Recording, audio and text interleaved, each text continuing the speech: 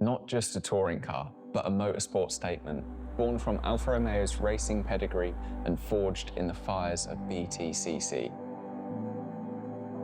The 155 didn't mark Alfa's debut in motorsport, but it became the car that redefined their role in touring car racing.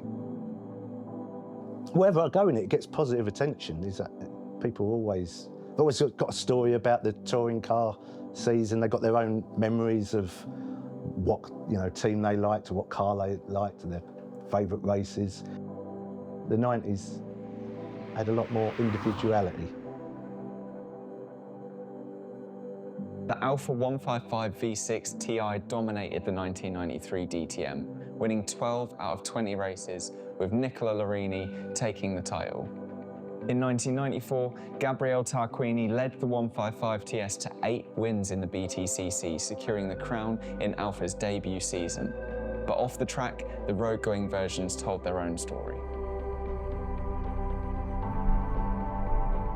I'm Gero Sicilia, and this is my Alfa Romeo 155 Silverstone.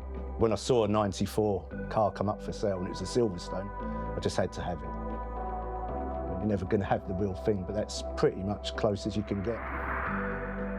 The 155 dominated in the 94 season.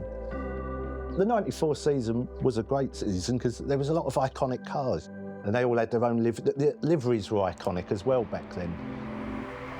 You could recognise a car even today from that 94 season or that era in general. It does, they stand out. Where I think liveries now, I don't know, they're not as iconic.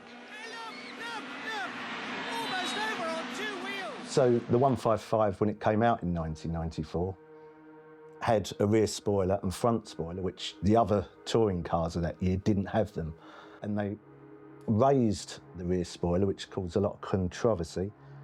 And the front spoiler was in a retracted position, but Alfa Romeo sort of had it in the extended position, which caused a lot of upset to the other teams because that's not how it left the showroom. The rear spoiler jacking points, they were in the boot, so they were never actually left the showroom with them on.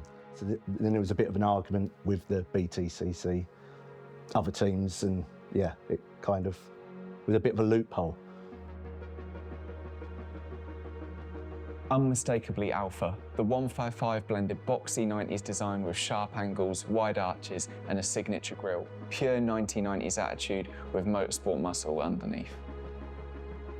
A lot of older Alfa people, they didn't like so much the 90s because it all got boxy from having beautiful, spiders and Juliettes and things like that. I love it because it's kind of my era, but I know a lot of the purists weren't that keen at the time. The mechanical feel of the gearbox, the urgency of the turbo spool, and the way it clawed into corners made it a driver's car through and through. There's something about this car. You can smell the noise, the feedback from the steering, you just feel it all. It's not the most powerful car in the world, but it handles really great. That's probably my favourite thing about Alfas is the handling. It goes where you point it. You know where you're going with it. It's got power steering, ABS, but that's it. There's nothing really there. It embodied a time when cars were still raw, when touring car championships were Saturday night viewing, and when every drive felt like a moment. I'm not sure the same can be said about today's cars. You don't get the same experience with modern cars. The sound, the feel. 90s cars were different. They all were individual. You could do so much with them, change the wheels, add spoilers, rear spoilers, front spoilers. It all kind of got a bit lost today, I think. Today, the Alfa Romeo 155 is a 90s time capsule. It captures the era's mix of analog thrills, bold design, and genuine connection between car and driver. Whether you're tearing up the circuits or back roads, it reminded you what Italian performance really meant. It takes away a lot of pressures of modern life. You can just get in there, go for a blast, forget all your daily worries. It just, I don't know. It's something you can't really explain to somebody unless they feel it themselves. But you can forget all your problems. And sometimes just going for a drive for 10, 15 minutes, you come back de-stressed and you kind of, it just puts a smile on your face.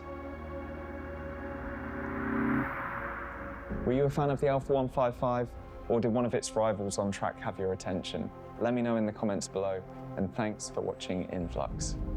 99% of you aren't subscribed, so if you support our dive into 90s car culture, please hit the subscribe button. And this video was made possible by Influx Insurance, the UK's largest specialist insurance broker. Head over to adrianflux.co.uk for a quote, especially if you're driving a classic or modified car.